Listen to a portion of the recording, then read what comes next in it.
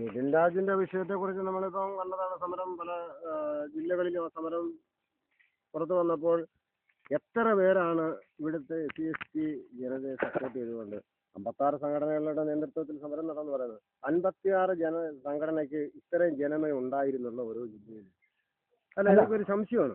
സംശയം ചോദിക്കുക. അല്ല, അങ്ങനല്ല ചോദ്യം. ഞാൻ എന്റെ ചോദ്യം നിങ്ങൾ പൂർണ്ണമായില്ല.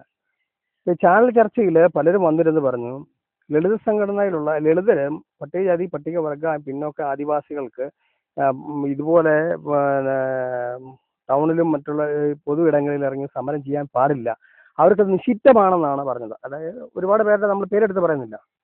അപ്പൊ അങ്ങനെ പലരും പറഞ്ഞപ്പം ആ ചാനൽ ചർച്ചയിൽ പറഞ്ഞ കാര്യം നിങ്ങൾക്ക് എന്താണെന്ന് തോന്നുന്നതെന്നാണ് എനിക്ക് ചോദ്യം.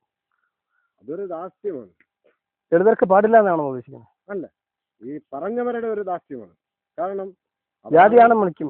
പിന്നെ അത് നമ്മൾ പ്രത്യേകിച്ച് എടുത്തത് പറയേണ്ട കാര്യമല്ല. ഞാൻ കണ്ടതാണ്. പിന്നെ നമ്മുടെ എഴുത്തുകാരനും കവിയുമായ കവിക്കാട് സാറ് ആ ചാനലിൽ സംസാരിക്കുമ്പം അയാളെ എപ്പോഴും ഇൻസൾട്ട് ചെയ്തുകൊണ്ടാണ് അവിടെ വേറൊരാൾ സംസാരിച്ചിരിക്കുന്നത്. അദ്ദേഹത്തിന് സംസാരിക്കാനുള്ള അവസരം കൊടുക്കുന്നില്ല. അപ്പം അതിലൊരു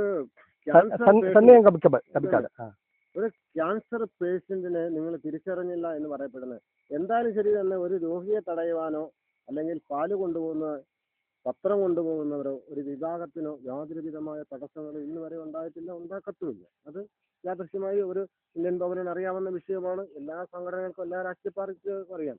പക്ഷെ ഒരു സ്വകാര്യ വാഹനത്തിൽ വരുന്ന ആ വാഹനത്തെ തടയുക എന്നുള്ളത് ആർക്കായാലും സംഭവിക്കുന്ന കാര്യമാണ്. ആരായാലും ചെയ്തു പോയതാണ്. അത് ചെയ്തതിനെ പിന്നെയും ക്രൂശിക്കുന്ന കവിസാറിനെ കയറി പിന്നെ അറ്റാക്ക് ചെയ്യുന്ന നമ്മൾ കണ്ടു. അപ്പം സാർ എന്തോ അവിടെ ഒരു ചെറിയ ഇതുണ്ടായി സാറിന് സംസാരിക്കാൻ അവസരം കൊടുത്തില്ല എന്നുള്ളതാണ്.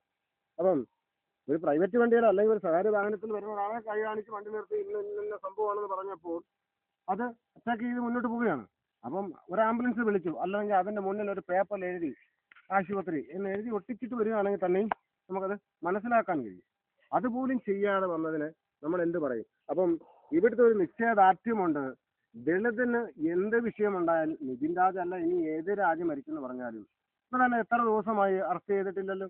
അവരിന്നും മുൻകൂറിയാമത്തിന് വേണ്ടി അപേക്ഷകമായിട്ട് നിൽക്കുകയാണ്. അപ്പോൾ ഇവർ കൃത്യമായും ഈ ലൊക്കാലിറ്റി പ്രദേശം വിട്ട് പോയിട്ടില്ല. അവരെ സംരക്ഷിക്കാൻ നല്ലൊരു പ്രൊട്ടക്ഷൻ ഉണ്ട്, അവരെ സംരക്ഷിക്കാൻ ഒരു ഗ്യാങ് ഉണ്ടെന്നുള്ളതാണ്.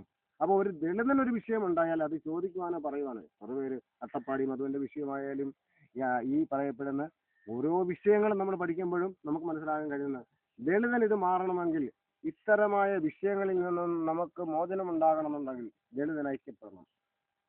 ദളിതൻ ഐക്യപ്പെട്ടില്ലെന്നുണ്ടെങ്കിൽ ഇനിയും നിതിൻ രാജ് 1 അല്ല 9 അല്ല ദിനം പ്രതി കൂടിക്കൊണ്ടേയിരിക്കും. അത് യാതൊരു വിഷയമായി തർക്കമില്ല. അപ്പോൾ നമ്മൾ ഇത്ര നേരം ചർച്ചയിലേക്ക് സംസാരിച്ച മിസ്റ്റർ TR ശശി ചങ്ങൽ സമരഭൂമിയുടെ ഗോപാലൻ സാറ് പോയതിനു ശേഷമുള്ള ഒരു പടനായകനാണ്. അതായത് ഇത് ശാരീരിക വിഷമമൊക്കെ ഉണ്ട്, പഞ്ചസാര അടക്കമുള്ള അസുഖങ്ങളൊക്കെ ഉണ്ട്. അതുകൊണ്ട് ചെറിയൊരു വിഷമമുണ്ട്. എന്നാലും നിങ്ങളുടെ വാക്കിലൊക്കെ ആ പഴയ മൂർച്ച ഇപ്പോഴും നിൽക്കുന്നുവെന്ന് ഞാൻ വിചാരിക്കുന്നു. അപ്പം നമ്മുടെ ഈ ചർച്ച ഇവിടെ അവസാനിക്കുകയാണ്. അപ്പം നമ്മളൊന്ന് പറഞ്ഞ കാര്യങ്ങളൊക്കെ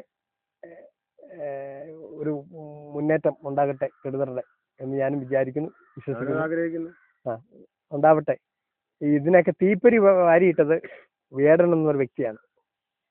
ശരിയാണ് ഞാൻ പറഞ്ഞത്. വേടന്റെ തീപ്പൊരിയാണ് ഇവിടം വരെ എത്തിച്ചത്. അപ്പോൾ സകലവിധ നന്മ ആശംസകൾ നേർന്നു. ശരി, ഓക്കെ.